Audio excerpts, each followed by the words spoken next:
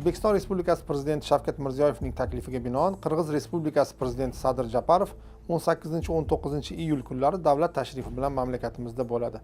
Hamidagi demak ushbu e'lon berilgan xabarda aytilishicha, tashrif dasturiga muvofiq oliy darajadagi muzokaralar bo'lib o'tadi. Ularda O'zbekiston va Qirg'iziston o'rtasidagi keng qamrovli strategik sheriklik munosabatlarini yanada mustahkamlash masalalari muhokama qilinadi. Ya'ni ko'p masalalar aytilgan.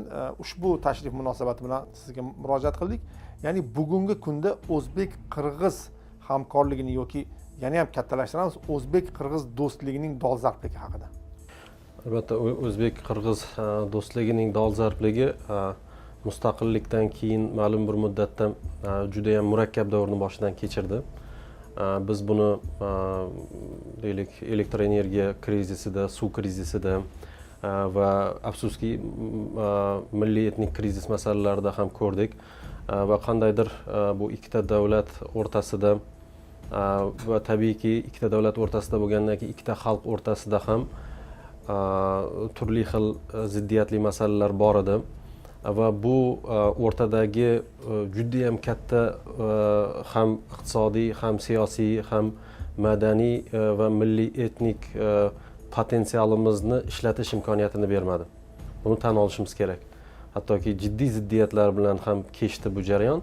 Lekin bugungi kunda mana shu oldingi mavjud bo'lgan siyosiy bir muzlik eriyotganligini, jiddiy bir erib iliqlik va hattoki juda ham bir hattoki siyosiy yaqinliklarni ham ko'ryapmiz. Bu birinchi navbatda mana shu atrofdagi qo'shnilar bilan nol muammo prinsipi asosida harakat qilayotganligimiz ayniqsa Qirg'iziston misolida yaqqol ko'rinadi.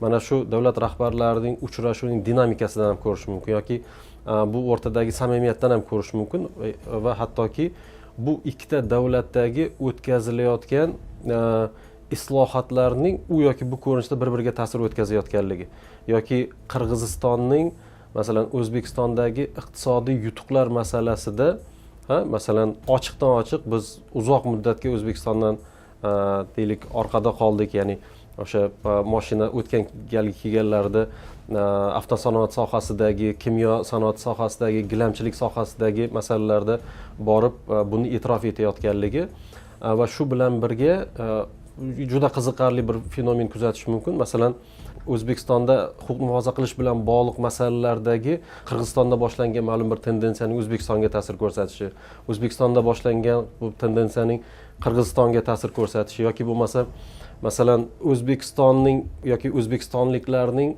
Qirg'iziston huquq muhofaza qiluvchi organlarga nisbatan bildirayotgan e'tirozlarning inobatga olinishi. Bu jiddiy ikkita davlat o'rtasida impuls borligini ko'rsatadi. Xo'sh, nima zarurat bor degan savol tug'iladi. Bugungi kontekst nuqtai nazaridan oladigan bo'lsak, bu hayot-mamot masalasi. Chunki Qirg'iziston bu bir tarafdan tog'lar bilan o'ralgan, ikkinchi tarafdan deylik iqtisodi kuchli bo'lmagan va iqtisodni kuchli qiladigan drayverlari kamroq bo'lgan xalq nuqtai nazaridan ham, tabiiy boyliklar nuqtai nazaridan ham va uni o'zlashtirish nuqtai nazaridan ham mana shunday bir davlat hisoblanadi va O'zbekistonga uning ehtiyoji va uning O'zbekistonga ehtiyoji nuqtai nazaridan ham buni tahlil qilishimiz mumkin. Bu birinchi navbatda iqtisodiy nuqtai nazaridan, ya'ni o'sha nimaning butun dunyoning ishlab chiqarish markazi bo'lgan Xitoydan tovarlarning kirib kelishi, temir yo'lning o'tkazilishi masalalarida ikkita davlat bir-biriga bog'liq, strategik bog'liq desak bo'ladi.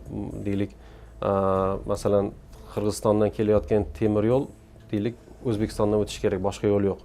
Agar bu Qozog'istondan o'tib ketadigan bo'lsa, ikkita davlat ham bu imkoniyatdan deylik o'sha foydalana olmaydi. Yoki bo'lmasa turizm nuqtai nazaridan oladigan bo'lsak ham, masalan, Qirg'izistonning turizm imkoniyatlarining to'liq ochilishi bu O'zbekistonning ishtirokisiz bo'lmaydi.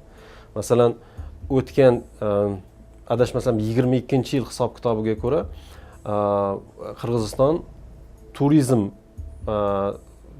sohasidan $500 milliard demak byudjetiga tushum qilgan.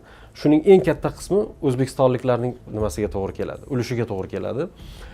Va shu bilan birga demak O'zbekiston va Qirg'iziston o'rtasidagi konflikt kelib chiqishi mumkin bo'lgan asosiy manba suv masalasida kelishib olganligi ham bu yerdagi eng katta yutuqlardan biri hisoblanadi va yaqin 5-6 yil ichida Qirg'iziston bilan bog'liq delimitatsiya va demarkatsiya ishlarimizning muammosiz holga keltirilganligi, to'liq kelishib olganligimiz.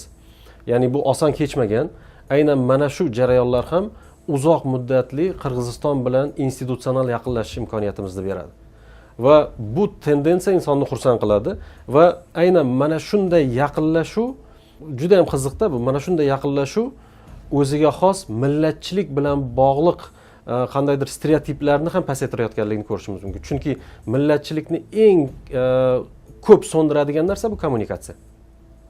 Borib kelishdagi qiyinchiliklarning olib tashlalayotganligi, bir-birimiz bilan gaplashayotganligimiz, xudoandachilikning tiklanayotganligi, u yerdagi o'sha O'zbekiston pasportini olish uchun deylik qirg'izistonlik o'zbeklar, o'zbekistonlik qirg'izlar masalasi bor.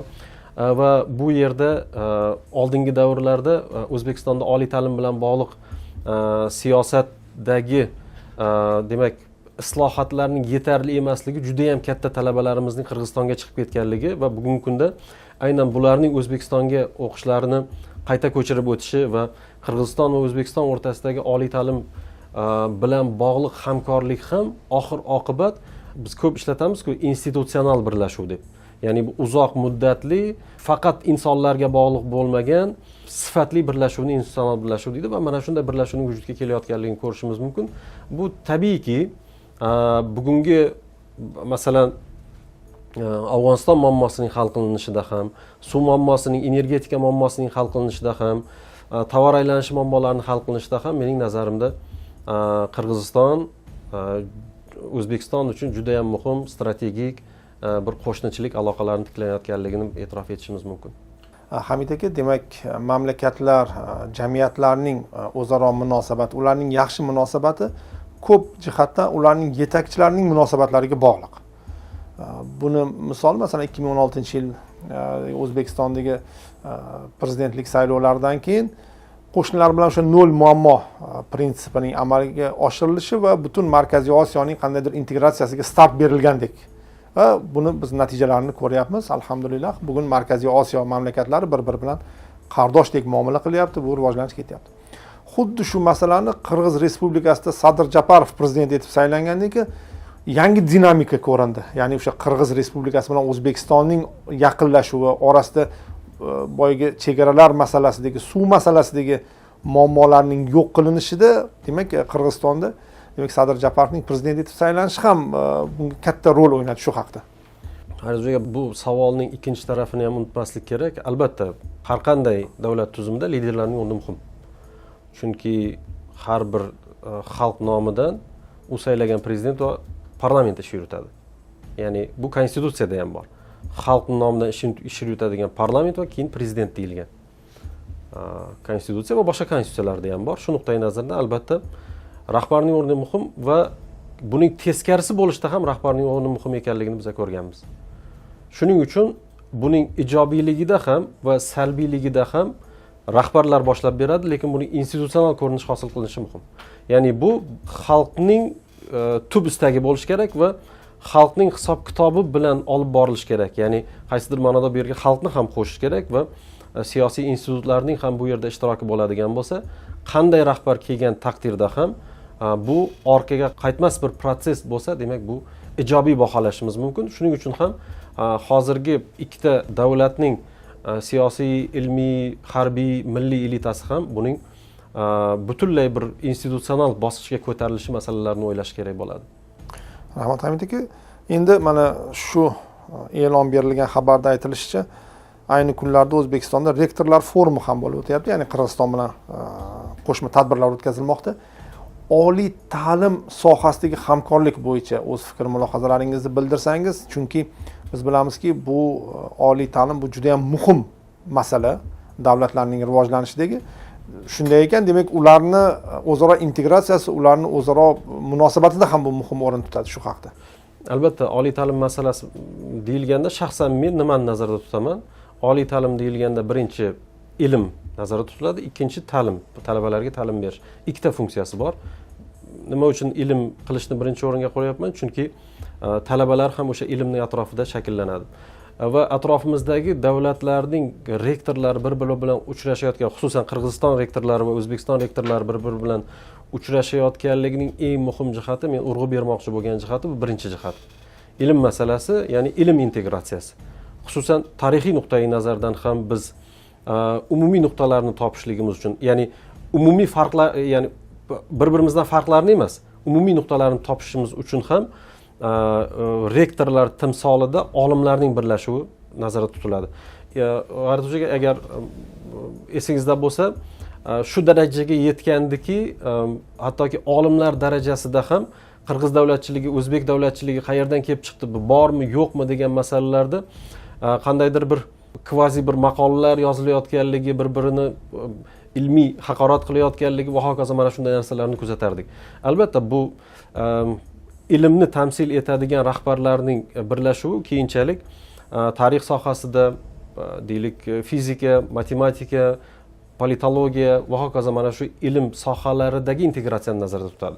Va bu masalalarda bir yoqadan bosh chiqarishimiz, umumiy prinsiplarni, ilmiy prinsiplarni topa olishimiz va bu yerdagi ilm qilishdagi tendensiyaning ham sinxron kechayotganligi Qirg'iziston bilan, masalan, yoki Qozog'iston, Tojikiston, bu bir xil masala, yoki Turkmaniston, Qoraqalpog'iston va hokazo, hammamiz shunday umumiy yagona ilmiy plastning hosil bo'layotganligi, bu hattoki men aytgan bo'lardimki, strategik masala degan bo'lardim. Chunki mana shuning asosida avlodlar tarbiyalanadi.